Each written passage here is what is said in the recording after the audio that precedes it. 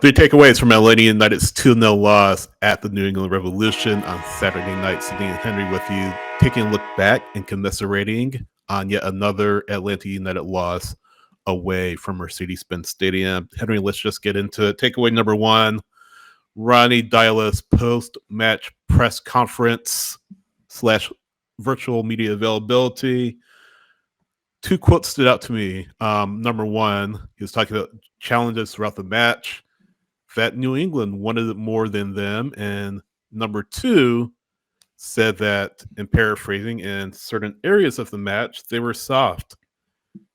So I'm a little frustrated because, again, I'm a little frustrated because here we are. There's 31 matches played this season, 3 matches to go against LAFC, Miami, and DC United at home.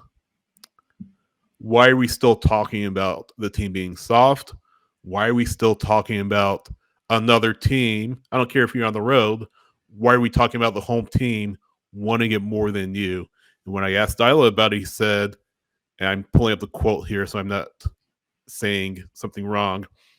Yeah, he said something along the lines of, the defense digging, winning challenges.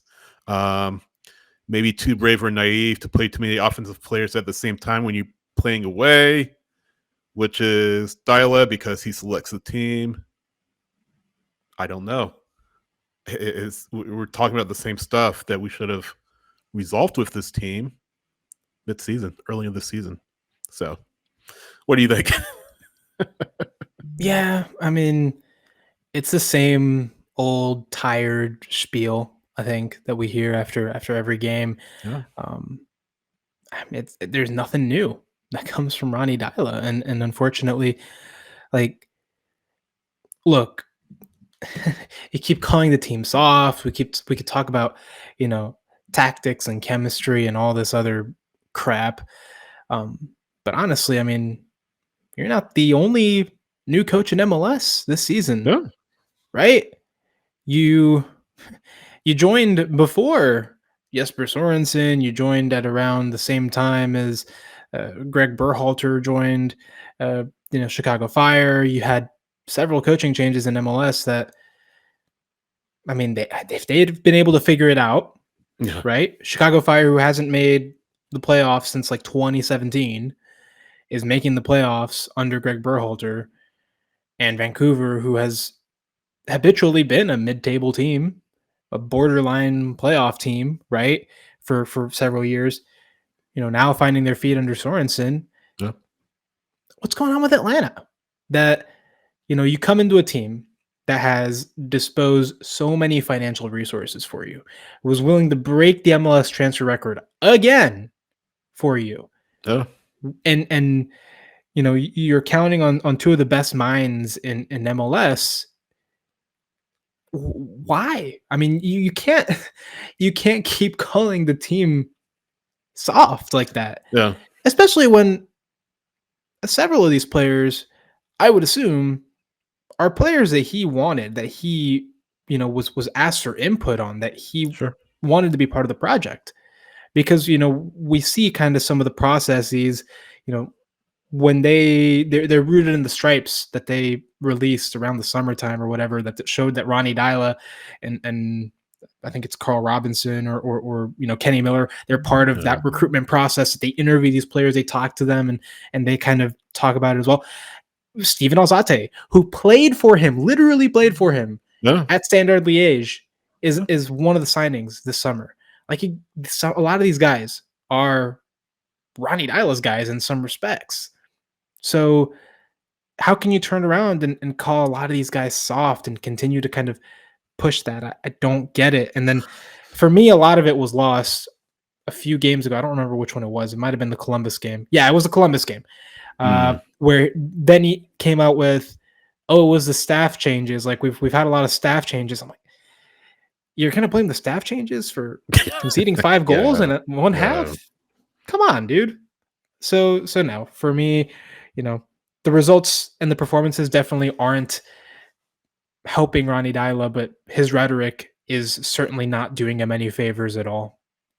No, because if you call them soft too many times, yes, That reflects you're on you, doesn't yeah. it? But no. Here's the thing. Yeah, if you call them that too many times, yes, you may think you're trying to motivate the team, but you run the risk of throwing a wedge between yourself and the team because you're going out saying you're soft, you're soft, you're soft. You're like as a player, this guy's full of crap. I don't calling me soft. I mean, look, the players haven't proven. I mean, haven't done themselves any favors throughout the season, but that's not what you want to hear over and over again from a manager. You're soft, you're soft, you're soft, and again, that runs the risk of driving a wedge between you and your players. And I'm not in the locker room. I'm not in the training ground, behind closed doors, metaphorically speaking, but that's just sort of what you run the risk of doing if you're Ronny Deila or if you're any manager, in that regard. Sydney, pause. Yes. Are we recording or are we live? No, we're recording. Okay. Because for We're some reason, recording. it Live, says but we're live in the recording. corner. So I just wanted Yes. to make sure. Yeah, we are recording. Okay, cool. All right. With that said, takeaway number two. Takeaway number two. Jayden Hibbert, 5 saves. He ended the night with. Look, I mean, you look at both goals. You can't fault Hibbert for any one of them. First goal, bad giveaway by Latte Lat. Turns to the counterattack the other way, and Turgeman makes no mistake with the finish. Second goal, great counterattack started by Matt Turner. Great distribution. You're caught in transition. Leo Campana scores to make it 2-0. Turgeman gets the assist. Turgeman, a goal and an assist on his MLS debut, a $5 million player for the Revolution. I could go on about the amount of money you pay for a player is not always conducive to the production that they give you, but that's a totally other topic or another topic that we won't get into on this episode. Let's just focus on tonight. Let's just focus on Hibbert, who, again, sort of like the Columbus match, right? And to an extent, the goal that he allowed against San Diego really hung out to dry by the players in front of him. Latila, again, the giveaway, and the second goal, again, your kind of transition. Maybe Bartek Slish has a chance to get involved defensively there a little more, but again, the finish was a good one by Campana.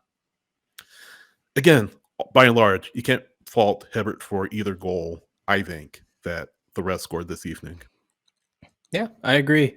I thought it was another solid performance where, a good goalkeeper is let down by a terrible defense. Man, it feels bad for Jayden because you genuinely see that he's trying his best and he's really motivated. He wants to get these clean sheets, and if it was up to his performances, he'd probably get more of them.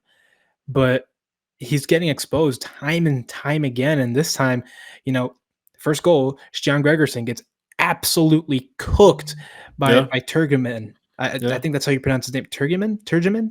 We'll to look it up. We'll go with whatever that is. Their new striker, right? Yeah. Absolutely cooked. And then, I mean, these types of players, they know how to finish. They're going to get those 1v1s 80, 70% of the time.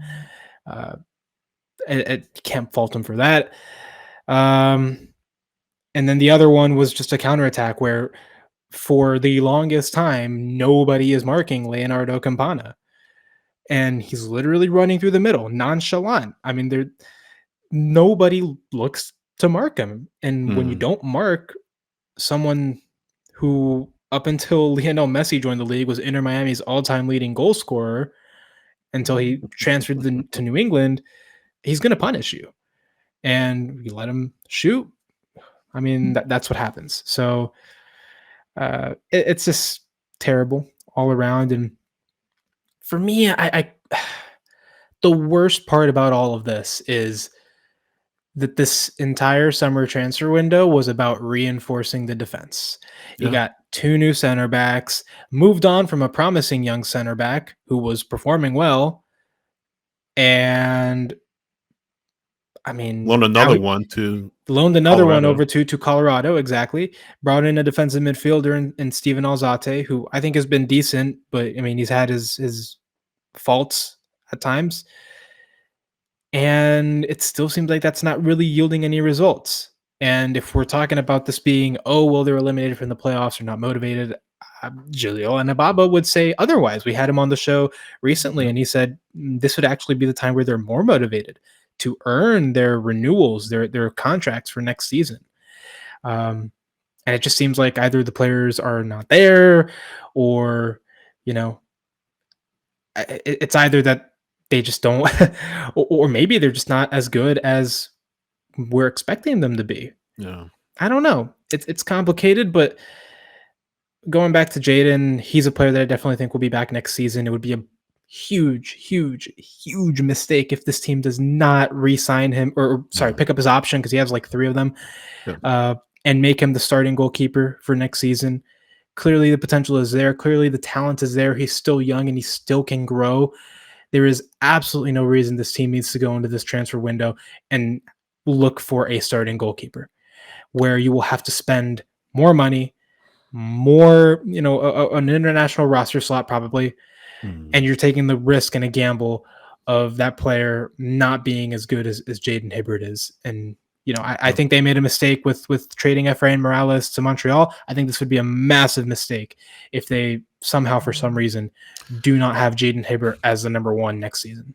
Yeah, and just sort of wrapping this point up, if you have a good attack, I mean, you can get away with giving up 2 goals in the match. Probably that's Atlanta United doesn't have a good attack. You have a 20+ million striker who can't score goals. Your backup striker looks more lethal than he does, and your wingers aren't doing too much. Miguel Marón, by the way, looked good, but ultimately doesn't lead to a goal. So 7 key passes in this game, by the way, for Miguel Marón. That's the most of any Atlanta United player in a single game this season. That's really good. Yeah, it's really good. But again, ultimately, you don't score, and now you don't have any margin if you do give up those 2 goals. So sort of a dual-edged sword there. Takeaway number 3, I know you talked about in your recap, Henry, the number of younger players, young-ish players that are on Atlanta United's bench that, again, didn't see any playing time. You saw Leo Alfonso, who we won't count for the sake of this exercise. He got out there. But yeah, Damchon Key, Kevin Togashi, who's not young, but you get the idea. Cooper Sanchez in the team for Atlanta United. What do you have to lose to play those players? I mean, you already have learned all you need to learn about the players you have now, the players in your preferred 11, the players behind them on the depth chart. Put the younger players out there, give them a run out, give them an opportunity to play at the MLS level. This would have been, I think, a good match for maybe a Dom Chonki or Cooper Sanchez or Kevin Togashi, who has rarely played at the first team level for Atlanta United. So there's money you throw at a player that can't get on the field on the first team basis. I mean, you're out of the playoffs. You pretty much, again, have learned all you need to learn about the players that are on the pitch or were on the pitch this evening. Save Alfonso, who, again, I think this was his MLS, or not MLS, his Atlanta United first team debut in an MLS match this year, if I'm not mistaken. That was MLS debut. But yeah, I mean, what are you looking to learn from the players you have out there already? Put out the younger players, give them a run out, give them experience at the MLS level, like a Sanchez, Chunky, certainly.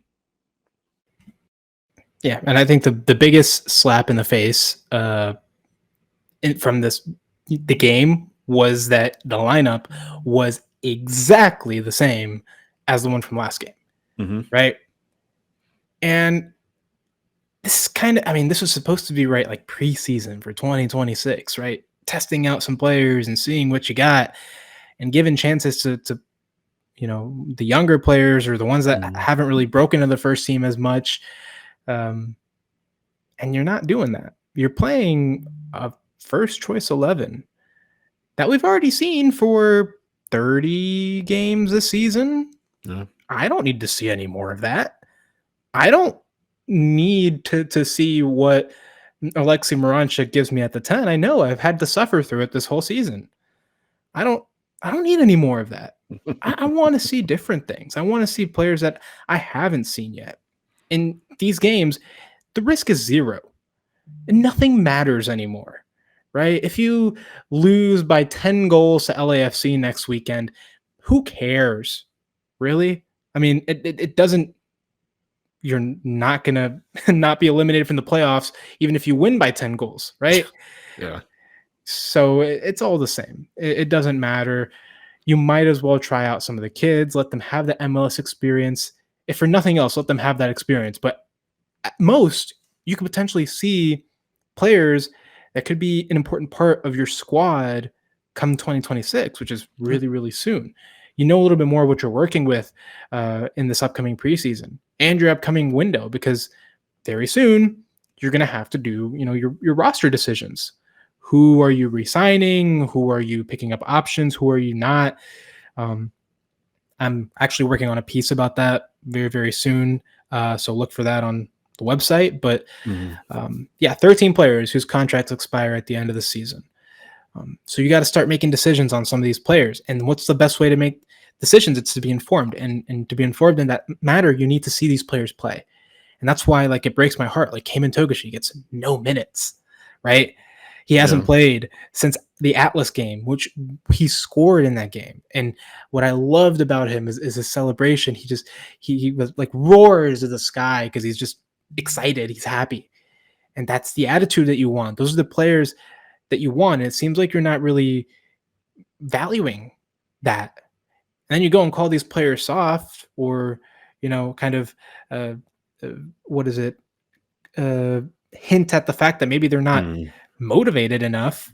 You've got players that are motivated on the bench that you're not playing. You can't complain about motivation when you have the X-Dog literally sitting next to you during the games.